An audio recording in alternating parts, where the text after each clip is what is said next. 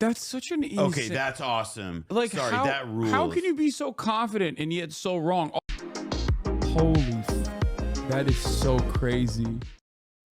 Sam Seder on the Jube. No, we're not calling Jubilee the Jube, okay? We're not on a fucking shorthand, like, we don't have a pet name for Jubilee, okay? We don't know Jubilee like that around these parts. I don't like it when you guys do that. It makes it feel like we watch Jubilee so much that we have like a pet nickname for it, and I don't appreciate it. I normally don't. Wait, you talking about Juju? No, Jubilee. No, you're talking about Juju. I'm not trying to do it. Yeah, no, we're not doing that. The fucking Jube, yeah. Let's go. I love it. Pull up some Jube on a Sunday. Yeah, Sam Seder is the first time I'm gonna go back to watching the Jube. Now I'm doing it. God damn it. But yeah, I will watch this because obviously Real Uncle Sam Seder went on here about, and I very much enjoy his debates. So conservatives and their ethno-nationalism or their lack of grasp on the on facts, on just basic things.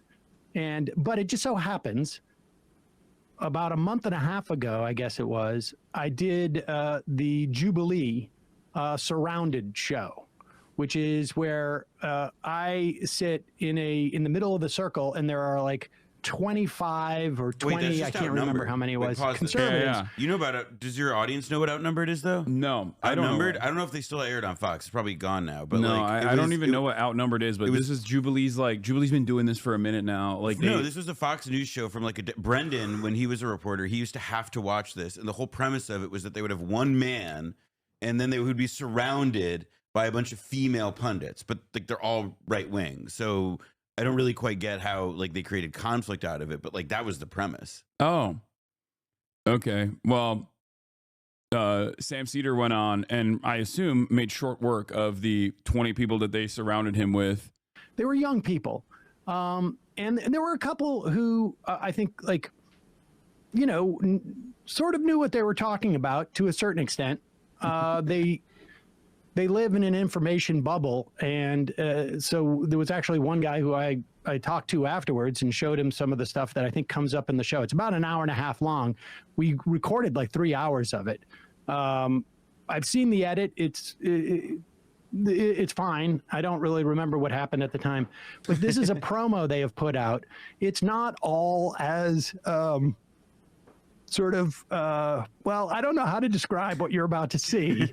There were a couple of people, like I said, who didn't have basic facts about things that made it hard to sort of debate or argue with them. And then there were some who were just set in a certain perspective, and I didn't feel like it was even worth arguing with them because, what are you going to say to someone who says what the second person in this clip does? But this is premiering on Sunday, March 9th. So in 2 days.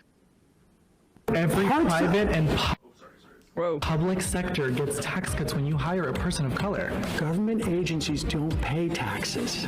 Government agencies are funded by the government. That is not true. That's such an insane... Okay, that's awesome. That rules. How can you be so confident and yet so wrong? Also, the thing that really shocks me, and I think this is more so a post-COVID thing, but a dude that looks like this is supposed to be in a polyamorous relationship and be super woke. I'm going to be honest. I think that he's supposed to be hosting the needle drop. How dare you? How dare you come after my boy like that? No, I think he kind of looks like Fintano with plugs, but that's just me. All I'm saying is, what something happened during COVID. I think this is a post-COVID thing. I'm becoming a bit of a COVID truther, where I think we genuinely saw a IQ drop across the board because of all the people that got hit with COVID. Like people's brains, I don't think work as much, like as well as they used to. I mean, it's a lot of this. It's the screen time. I will say, like, yeah, COVID definitely made me stupider. I'm not going to deny that. Yeah, but probably. Me too, for sure. But I do think that, like, yeah, like everybody having to spend like every day inside, like experiencing hyper information or whatever the fuck. Yeah, like, it was. I think it's a combination of like both COVID maybe breaking people's brains, like literally. But then also, obviously, yes, the information space and like the ways in which it existed during COVID, like people have not recovered from this. They have not. I think. mean, I will say, I gotta say though, there were and will always be people in America who believe somehow, against all intuition, against all common sense, against all uncommon, like, you know, like taught learned sense, that government agencies are not funded by tax dollars. Like there's people, like America is a big country, you know, like the Chinese word for America, right? In China, it means in English, like the beautiful country. We are the beautiful country. We are also the stupid country. And for all of our, you know, vast achievements and so on, like morons have always been as much a part of our national heritage. It's just, unfortunately, they took over. I mean, the scams have gotten dumber. Like people are so conspiracy brained. Like I do think that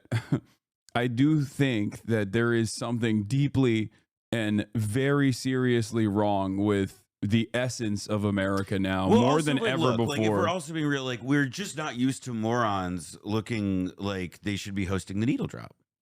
That's just not, like, they don't look like that guy we're used to expect. Like, I think, like, no, that's what I mean. I think this guy was probably like a liberal at some point, and then I'm going to use this term now that you put it in my lexicon, but he got one-shotted by COVID, and now he's and now he's just like existing in this space where he's just regurgitating conservative garbage nonstop and thinks that like that makes him a brilliant orator or something. Government agencies don't pay taxes. Government agencies are funded by the government. That is not true. That is not true. Like, look at his face. Look at his eyes, man. What's the problem with xenophobic Wait, nationalism? go back and look at the camera. Look at his eyes. Look at his eyes. Right now, pause. That is the moment when Sam Cedar's soul exited his body. That's so funny. We can see it on camera. Sam's disposition is so perfect. It for really this stuff. is. I can't, like, when someone is that stupid in front of me, I lose my mind. I just start yelling. Sam, on the other hand, after duking it out with libertarians on his radio, on his show via call-ins for the past, like, what, 20 years at this point, has developed this, like, this very... oh man, what am I supposed to do? I'm so disappointed. That's his like disposition, and I think that plays much better optically than the way I behave when I'm in a situation like this, where it's just like fucking lose it. What's the problem with xenophobic nationalism? Don't you think that's better for Americans in general? What's the problem with xenophobic nationalism? Don't you think that that's better for Americans in general? You know, it's actually, it's, I think cooking. I think murder's good. You know, why not? Yeah. Like, no, that's like that one chatter yesterday who was like, what's your problem with Nazis? Yeah. What's the problem with, I'm sorry, what's the problem with Nazis? Did you say something wrong about Nazis? Yeah, well, you really cooked there, chatter. Xenophobic nationalism is better. We should have a coherent culture. You and I have a fundamental disagreement. We will never see eye to eye on this. Hi, I'm Sam Cedar, host of the Majority Report, and today I am surrounded by 20 conservatives. Oh my God. Amazing. Surrounded by. I mean, Wait, that was... how did he deny that? How did he say that was untrue with such confidence when it's the most untrue thing I've ever heard in my life? That was the part that I found really disturbing. Like, you know, look, people make mistakes all the time. Yes. And, you know, we do this professionally and we make mistakes. Yes. You know, and the only reason why, like, I know this stuff is because I do it professionally and we read in, but the level of assuredness that this guy had, that the federal government, that federal agencies were getting tax breaks for hiring black people was astonishing. Astonishing. And Like every part of this is wrong. You know what I mean? That's what's so frustrating about it, where it's like you made up like you're operating off of a faulty premise, right? The notion that like federal agencies are paying taxes, but then you're also simultaneously inventing new things on top of that, where we're like 7 layers deep into this nonsense. Like, what the fuck? Federal agencies are paying taxes and they're getting tax breaks for hiring black people. Like, how did you arrive? You are living on a different planet. Like, who told you this? Who confused you like this? Open the schools. Open the damn schools. Yeah, I just... you know, you could see the look on my face. Like, I didn't know how to. How do you select I'm just the like, people for this? Are we gonna? Can we Do they, fix like, this post on and the edit? internet Like, like what? morons, Yeah. come hither? I can't argue that they don't get tax cuts when they don't pay taxes. Like, but that was. I love the girl who says, like, not just saying like we should be nationalistic, but saying xenophobically nationalistic. Yeah. Like, I wonder. It's a little bit redundant, but you know, I'll take it. I like the honesty of that. I mean, I will say that I do She's get like- the impression that that girl, like, you know, reads with her finger. Like, you know, like she learned that word and was I like... don't think she knows how to read. I think you're being too kind. You think I'm being too kind by saying that she needs to, like, move her lips to sound out words? No, and I read? think she does not know how to read at all. She has seen, someone read out a meme to her, and it changed her entire life. That's what happened. Like, I wanted to go up to her after. Like that person has not read. Okay, that person. That's true. That person has a wall like Hasan's right here, except it's entirely filled with different editions of Hooked on Phonics. Or it's just like TikTok. That person literally was homeschooled and basically learned everything from TikTok. There was another guy. I wanted to go after her afterwards. Like, do you know what xenophobia means, right? Or no, or Probably not. and there was another guy who, I think, as soon as he got to the table, like a bunch of the other people in the circle, like, oh no. Because they thought that like he was coming in nodding as to what that woman had said, and I think he was going to go further, and they immediately voted him out, and so he never made it to the cut. But we'll talk more about it next week when we get the full thing out. I'm so excited. But you know, there were a couple people who had some. I would watch that. I wouldn't watch a normal episode decent of that, arguments, but I would watch Sam on that. You know. Some people were, wanted to change the topic to like God and stuff like that. That's another TikTok thing. Like, it's like, no disrespect to the young liberals on TikTok that do this on a daily basis. You know, shouts out to Dean Parker, those boys, right? But like, those guys love doing Christianity debates, and I think like that is the reason why a lot of the conservatives also. I mean, I don't know. It's a chicken or the egg situation. I'm sure that it's the conservatives that love doing those God debates or whatever. But to me, it's like, I don't know. I don't care about that at all. I mean, this is like... But there is definitely a lot of... I mean, it's like an easy answer to a lot of like you just... I mean, that's my impression anyway of like the quote unquote youth movement toward Christianity or whatever these days, is that it doesn't seem like it's about... It doesn't like the way it departs from like, you know, people who I knew who were raised like more religiously Christian, is that it really does just seem about like, oh no, like God is like Christianity and God is like the shortcut answer to like resolving all of the complicated things about the world today. Like, it's not even in like an inherited tradition. It's like a return with the V thing, but to like having like an easy answer to hard questions. Yeah, no, God told me so. That's why it's good. God is good. I don't know. I find it. Also, I will say I always feel confident in these kinds of conversations because I know that even though it was, you know, for a different religion, I probably spent way more of my life sitting in a pew than any of these people. Yeah. Also, the conservative movement is also in a very interesting space right now where like there is no defining singular, you know, focus on obviously like being religious either. Or even being like socially conservative to a certain degree beyond, like, social conservatism has always been just like about dominating marginalized people for the most part. But it has certainly evolved in this like grosser direction now, where you got the likes of Andrew Tate and many others who don't even try to present themselves as like good Christians or good Muslims or anything like that, like religious people at all, and very clearly have done, crimes, untold amounts of crimes that are not necessarily something that people in the past, even within the conservative movement, would like actively defend. But we've gotten to this point where, they just don't care. It's like, oh, do you shit on women? Okay, you're good with us. You know what I mean? Do you shit on gay people? Okay, you're good.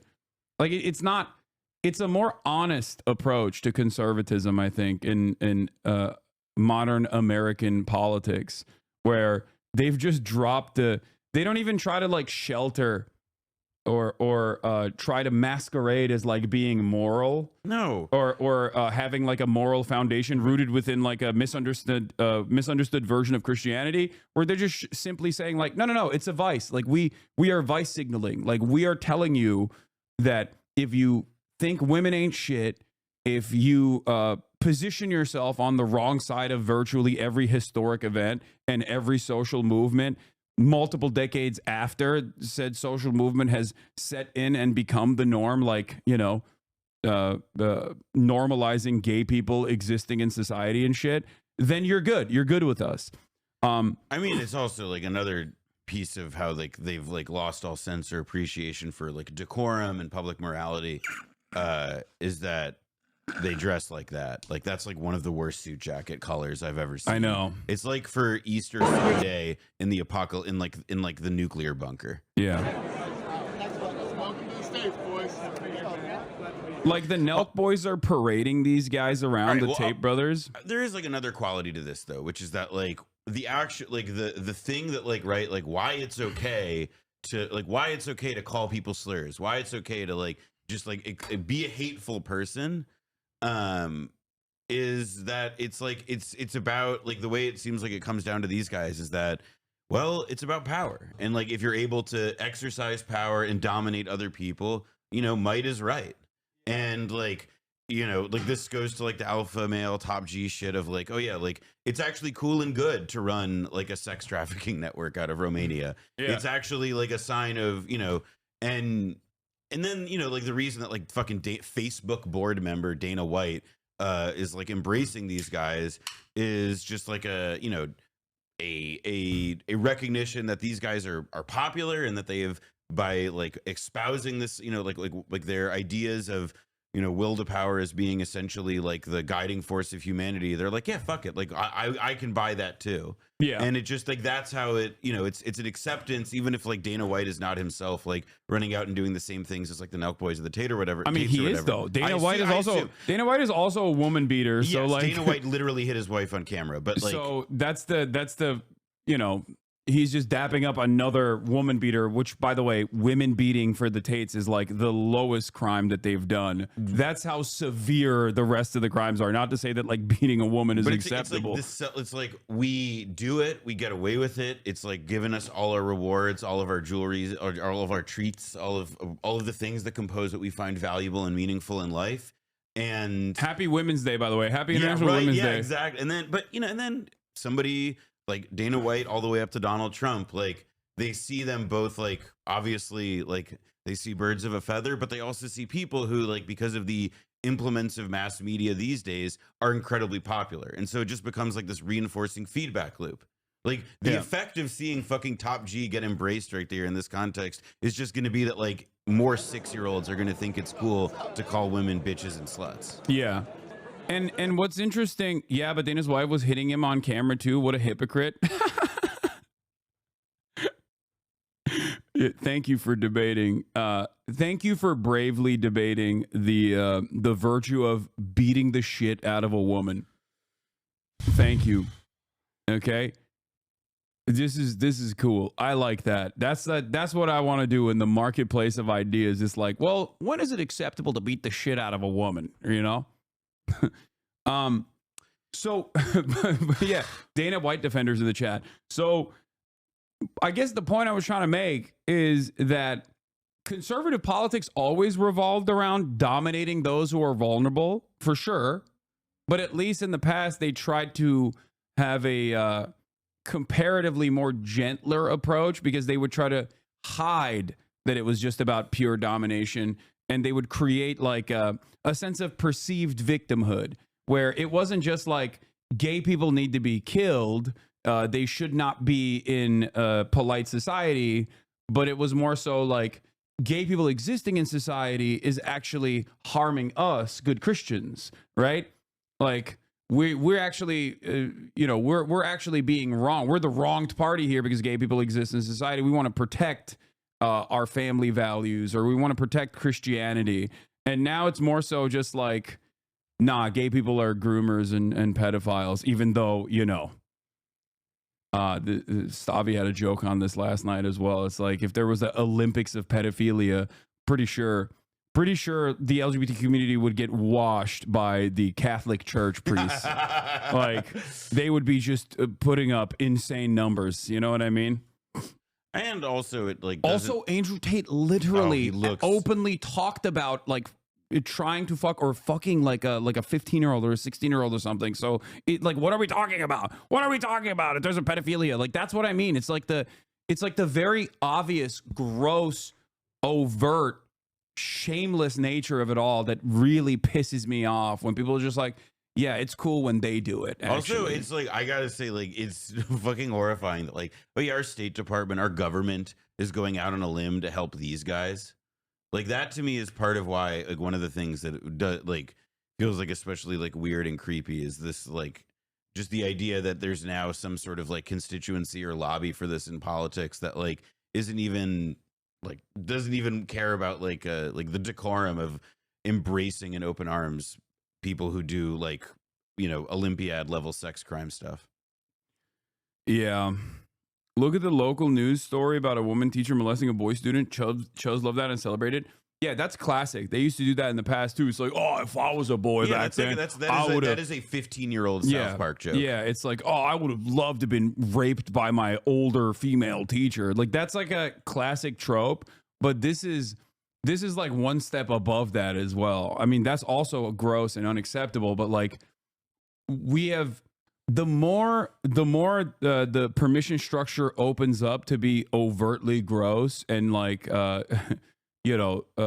open-minded to doing like heinous crimes, specifically crimes that oftentimes involve women, the more people think this is cool and appropriate, and that creates this feedback loop, this feedback cycle of more people assuming that this is good to do. Actually, like, that's just how it works. What the fuck is up with that dude's hair?